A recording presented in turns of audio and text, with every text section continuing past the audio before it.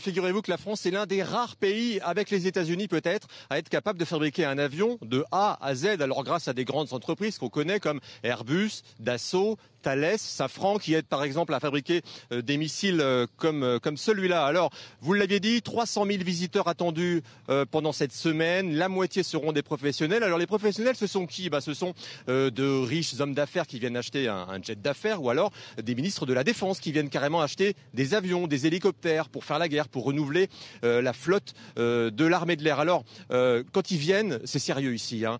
Le moindre jet d'affaires, c'est 55 millions de dollars et parfois ils en achètent plusieurs. Alors on nous a dit, vous pourrez faire des directs BFM TV sur les stands, mais alors dès qu'il y a une délégation cliente qui arrive, on vous prévient, faudra partir tout de suite. Parce qu'ici, le mot d'ordre, c'est business is business.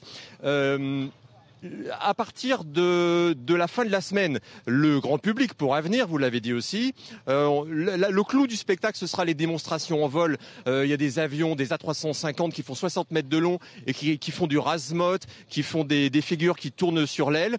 Et puis, une journée assez particulière aujourd'hui, le président de la République, François Hollande, va venir à 9h30 et il viendra ici, sur ce stand-là, pour voir des avions qui servent à l'armée française pour défendre le pays, pour intervenir sur le théâtre d'opérations étrangères. Regardez, celui-là, c'est un Rafale.